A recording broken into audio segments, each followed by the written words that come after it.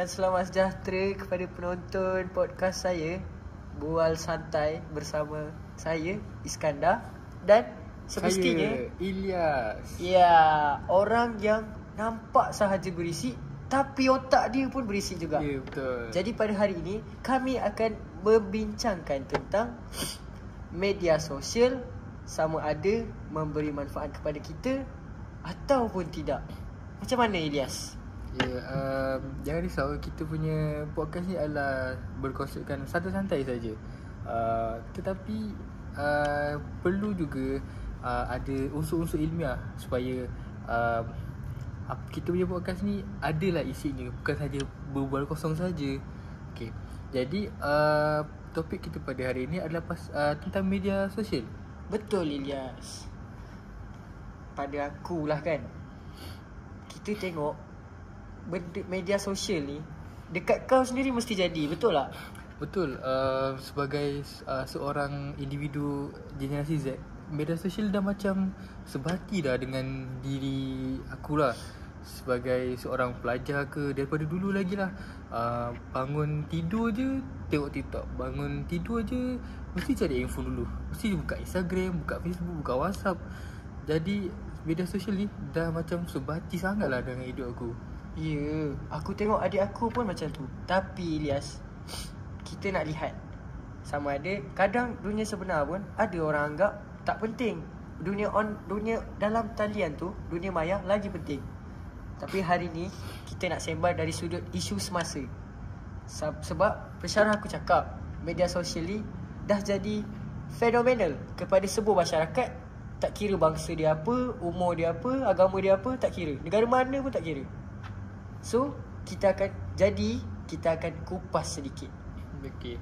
Bagi aku sangat setuju lah untuk kita kupas tentang topik ni. Sebab topik ni pun akan membentuk sikap masyarakat tu sendiri, terutamanya untuk generasi Z dan generasi-generasi akan datang lah. Okey, Ilyas. Jadi, kita mula dengan benda paling jelas dulu. Paling jelas Apa tu? Ketagihan media sosial ni semua orang guna. Macam aku cakap tadi kan, kau guna, aku guna, adik aku guna. Tapi diorang tak sedar yang diorang ni sebenarnya ketagih. Aku setuju. Sebenarnya memang ramai yang dah ketagih, tapi diorang sebenarnya tak perasan tau, Is. Sebenarnya lah, daripada satu laporan daripada World Health Organization, WHO, diorang ada sebut yang penggunaan media sosial ni dah berlebihan sampai boleh meningkatkan risiko tekanan emosi dan gangguan tidur dalam kalangan remaja. Maksudnya kat sini, ketagihan tu dah menyebabkan seorang individu mengakses media sosial dengan sangat lama tau. Sebagai contoh seorang individu ni, daripada bangun pagi dia akses media sosial, makan pun dia akses media sosial, tengok TikTok, makan. Sekarang ni kalau kau perasan tak, Izan, ramai je sambil makan tengok YouTube, sambil makan tengok TikTok. Jadi faham tak, macam bila kehidupan mereka ni dah dipenuhi dengan media sosial. Media sosial Diorang dikawal lah. sangat-sangat susah dikawal. Dia boleh menyebabkan satu tekanan emosi lah. Sebab apa-apa keputusan dalam kehidupan seharian tu Melibatkan media sosial tu. Melibatkan media sosial. Ya, Sebab betul-betul. contohlah kan, apa-apa yang diorang nak cakap ataupun nak buat kerja ke apa, kadang-kadang diorang tengok media sosial juga. Tapi tak semua media sosial tu bagi satu input, satu ilmu-ilmu yang bagus semuanya. Ada yang bagus, ada yang tak. Jadi kat Malaysia pun dah terbukti juga benda ni.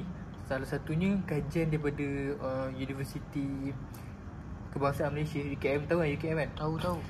Famous dalam tahun 2022 gitu lah, diorang keluarkan satu kajian ni. Diorang kata dalam 60% pelajar universiti diorang guna media sosial lebih 5 jam sehari tau. Kau bayangkan lah, dalam 24 jam sehari, 5 jam tu memang habiskan untuk media sosial je. Jadi bayangkan betapa panjangnya penggunaan media sosial dalam kehidupan seharian mereka.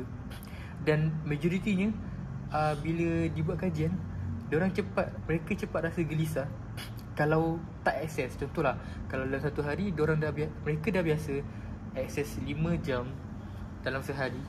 Kalau satu hari tu tiba-tiba tak cukup jam kan, diorang akan rasa gelisah. Macam bila tak akses media sosial tu, contohnya tak akses TikTok.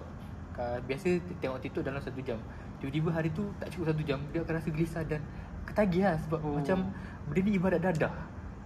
Bila kita tak dapat, kita akan rasa badan kita akan gigil, kita akan rasa otak kita akan rasa gelisah. Jadi media sosial ni pun dah diibaratkan macam dadah dah untuk masyarakat pada zaman sekarang. Maknanya media sosial ni dah bukan sekadar hiburan lah. Dulu kita pakai media sosial ni untuk hiburan je, tapi sekarang dah jadi macam satu keperluan tau. Aku ada baca satu keperluan psikologi palsu. Psikologi palsu ni bahaya weh. Sangat bahaya lah, sebab benda tu sebenarnya kita tak perlukan sangat pun, tapi sebabkan kita dah ketagih, benda tu dah jadi keperluan untuk kehidupan seharian kita. Jadi maknanya sangat bahayalah. Ada satu lagi kajian daripada Dr. Muhammad Fadli Hashim pada tahun 2021 tak silap aku. Dia kata kita dah mula ukur nilai diri ni berdasarkan perhatian orang lain. Contohlah orang yang pempengaruh ataupun influencer, mereka nilai diri mereka ni berdasarkan like, view dan share yang diorang dapat. Contohnya kalau like mereka rendah, mereka akan ukur nilai diri mereka sebagai aku ni tak cukup bagus, tak cantik, tak kacak, tak menarik. Sebab apa? Sebab media sosial ni dah bagi satu petanda ataupun penanda aras yang like yang banyak bersamaan orang yang cantik, ataupun like yang banyak bersamaan orang yang kacak. Jadi benda ni sangat bahaya tau. Sebab contohlah kalau seseorang berpengaruh tu dia dapat like yang rendah, jadi bila dia ukur diri dia sebagai orang yang tak bernilai, orang yang tak menarik. Sama macam kau cakap tadi kan. Bahaya weh. Jadi benda tu boleh mendatangkan depresi ataupun stres yang melampau lah. Boleh kacau kehidupan seharian dia. Contoh kalau dia seorang pelajar, habislah pelajaran dia sebab dia banyak fikir masa ni target like aku tak cukup. Banyak habis masa dia dekat fikir benda tu je sebenarnya. Jadi pelajaran dia habis dah. Mak ayah ibu bapa mereka hantar mereka untuk belajar, tapi kesudahannya disebabkan media sosial, penyalahgunaan media sosial ni sangat-sangat bahaya. Sebab ia boleh mengganggu cara dia berfikir, kehidupan seharian kan. Kehidupan seharian, cara dia uruskan kehidupan seharian pun berbeza lah. Kalau dia salah guna media sosial ni, dia akan tak terurus. Tidur pun boleh lambat. Jadi itulah salah satu isu yang hangat tentang ketagihan media sosial. Bahaya tu. Kadang-kadang kan orang kongsi je tanpa semak. Berita palsu. Teruk juga. Pandangan kau macam mana? Okey lah, untuk berita palsu ni aku setujulah juga. Sebab masa PRU dulu, pilihan raya umum, dulu pun banyak kes. Antara kajian ni lah, daripada Suruhanjaya Komunikasi dan Multimedia Malaysia, MCMC, tahun 2023 tu, ada lebih kurang 2,000 lah 2,000 laporan palsu berkaitan politik disebabkan di aplikasi X, iaitu macam Twitter lah dulu dan Facebook. Dulu nama dia Twitter kan. Sekarang X. Dalam tempoh contohnya kalau PRQ tu kan kempen dia dalam 2 bulan. Jadi daripada dalam 2 bulan tu ada 2,000 laporan palsu. Faham. Tapi 2,000 Wish 2,000 banyak. Bukan sikit weh. Banyak sangat. Bahaya weh. Dan yang sedih juga yang menyebarkan berita-berita palsu ni kebanyakannya orang muda. Orang-orang yang generasi aku, generasi Z, generasi Y. Dan mungkin benda ni boleh jadi untuk PRU yang seterusnya, untuk kempen-kempen yang seterusnya daripada generasi alpha yang akan datang. Tanpa sedar lah. Sebab benda ni tanpa sedar benda ni semua berjadi. Sebagai contoh Dr. Siti Ezalila Mustafa daripada Universiti Melaya dalam tahun 2022.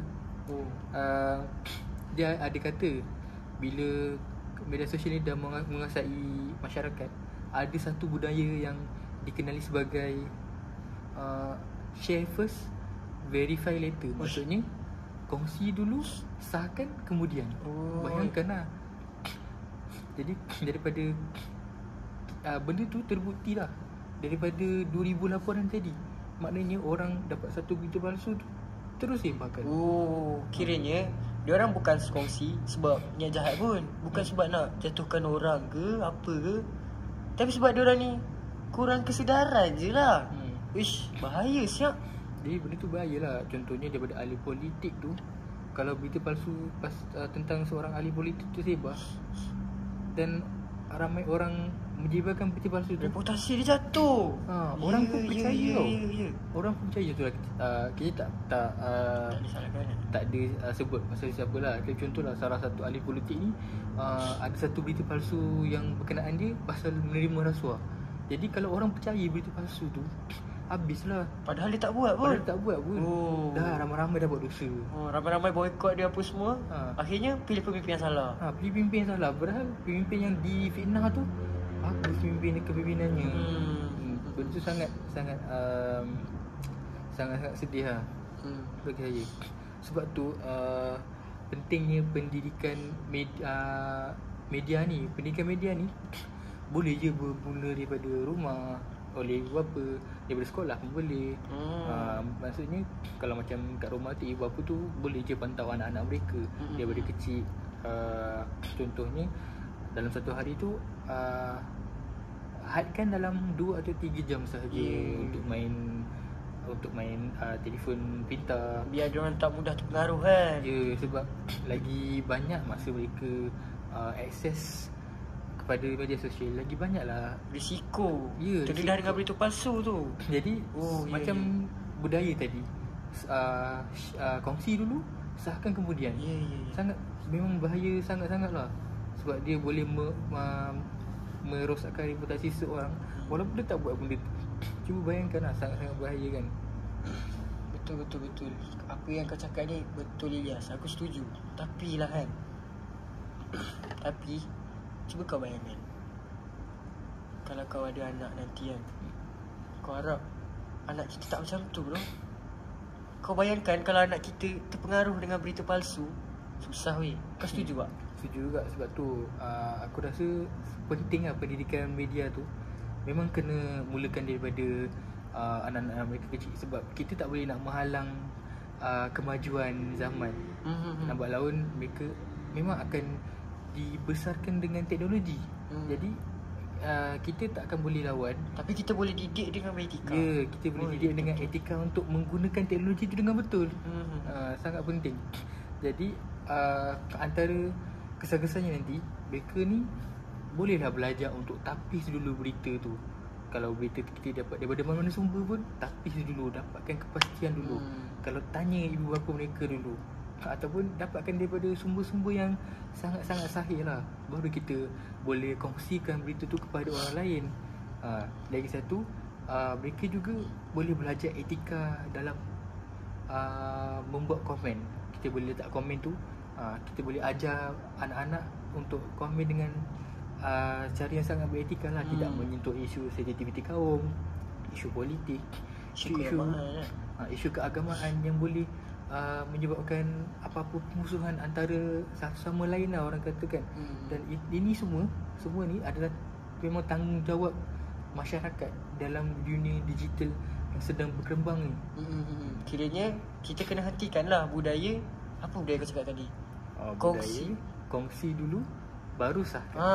Budaya tu, kira kita sebagai pengguna yang beretika, kita kena hentikan budaya tu kan. Henti pasal media sosial ni.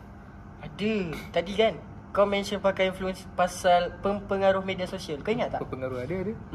Sekarang ni semua orang tau, budak sekolah menengah, budak sekolah rendah, orang dewasa, orang tua, bapa orang, mak orang, semua nak jadi influencer.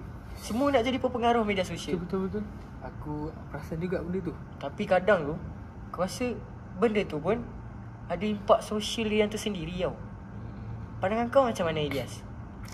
Okay, pandangan aku lah, pertama sekali aku setuju yang semua orang nak jadi influencer.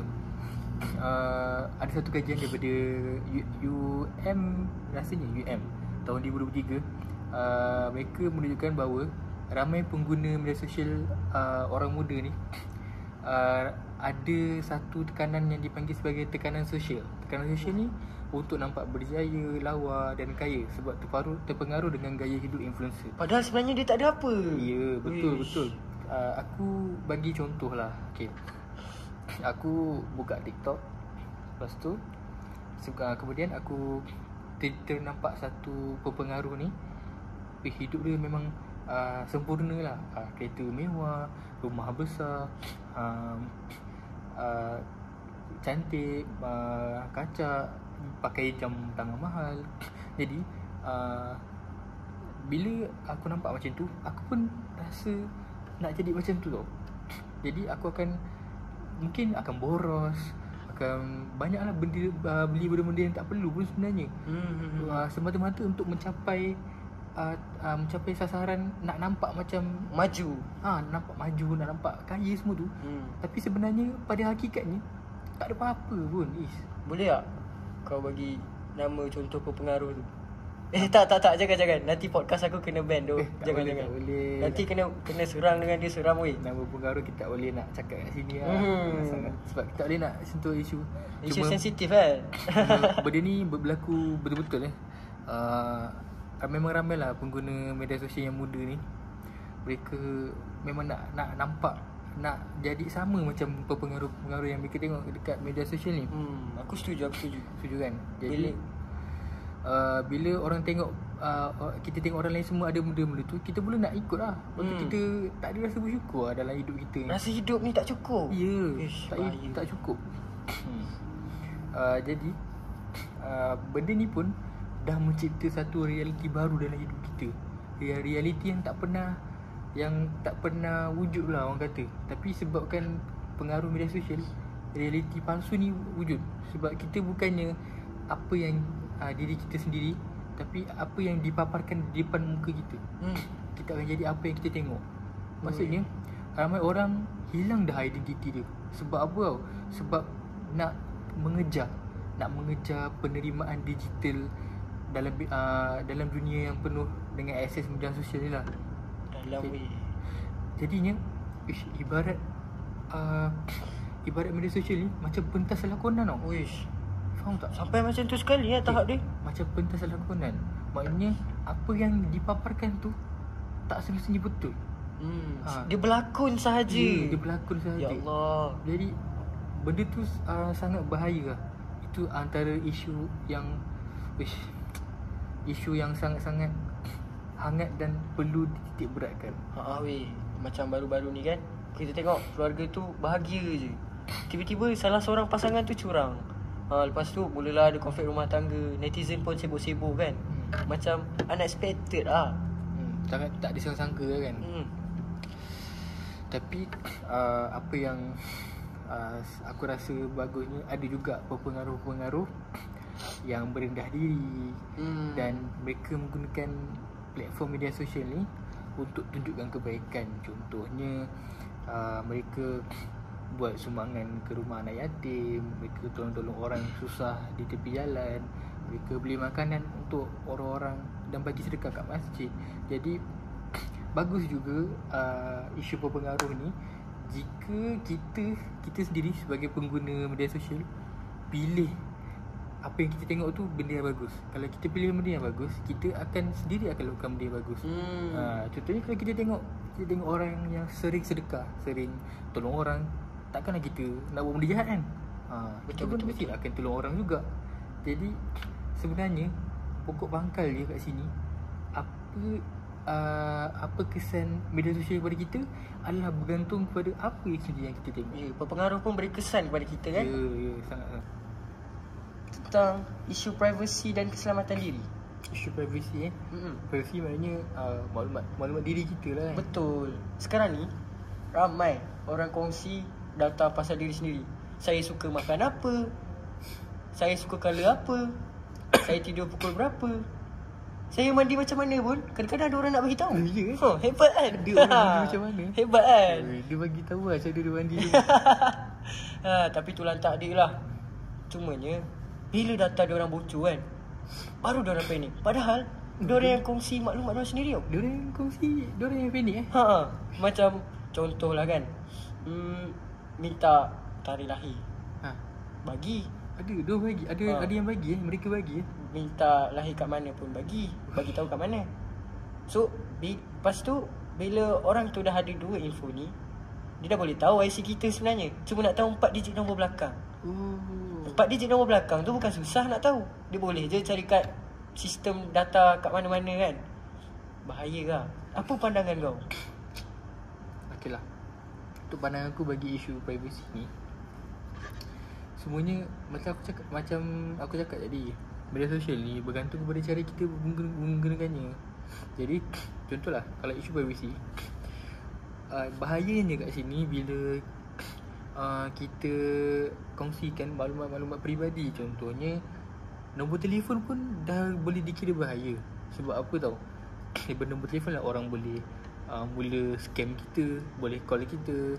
Orang-orang scammer ni boleh call kita. Kita pun boleh kena scam lah. Penipu-penipu tu boleh buat panggilan kat kita. Sekarang ni kan scammer dah boleh godam kita punya maklumat semua ni pakai satu link je. Satu link, satu pautan je. ya, satu pautan tu kalau kita tekan terus kena hack semua. Jadi macam mana terus kena rentas iya, macam mana mereka nak bagi link tu melalui nombor telefon kita. Nombor telefon kita macam mana mereka dapat? Daripada media sosial kita. Kita share contohlah dekat TikTok, dekat dekat tempat kita letak nama-nama kita semua tu. Ada orang mereka letak nombor telefon, mereka letak ada yang letak alamat rumah pun ada. Sangat bijaknya dia. Dahsyat sangat dahsyat zaman sekarang ni. Jadi benda tu buatkan scammer-scammer ni ada akses yang lebih mudah kepada nombor telefon kita, maklumat peribadi kita. Jadi bila mereka dah mula godam sistem kita, banyak lagi maklumat-maklumat peribadi yang mereka boleh dapat. Contohnya nombor akaun bank, nombor PIN bank. Bahaya kan? Bayangkanlah melalui satu pautan je kita tekan, duit terus lesap. Lesap habis semua. Banyak kes macam tu. Banyak kan? Biasa aku dengar. Logik lah pandangan kau ni. Jadi untuk isu privacy ni aku rasa penyelesaiannya kepada pengguna tu sendiri. Ya, kita tak perlulah nak kongsi sampai alamat rumah lah, sampai nombor telefon lah. Cukuplah kita kita gunakan platform social media ni, media sosial ni sebagai tempat kita nak berhibur saja. Berhibur saja. Senang cerita, dunia maya hanya sekadar hiburan. Ya. Dunia sebenar, dunia hakiki lebih penting. Ya, kita tak perlu nak menggabungkan kedua-duanya sebab banyak risiko-risiko bahaya yang boleh berlaku. Jadi macam saya cakap tadi lah, penyelesaiannya satu je, bergantung kepada cara penggunaan kita terhadap media sosial. Baik. Jadi Ilyas, saya rasa itu sahaja podcast Berbual Santai. Dah habis ke? Ya, sekejap je kan masa berlalu kan. Tapi sangat seronok lah podcast santai ni. Dah hampir 30 minit dah. Dah hampir 30 minit. Dah hampir 30 minit. Saya pun tak perasan masa kan. Terlalu kita berborak terlalu santai dan seronok. Terlalu santai dan seronok. Saya setuju. Jadi pada penonton semua, kita akan jumpa pada sesi yang seterusnya. Selamat tinggal. Selamat tinggal.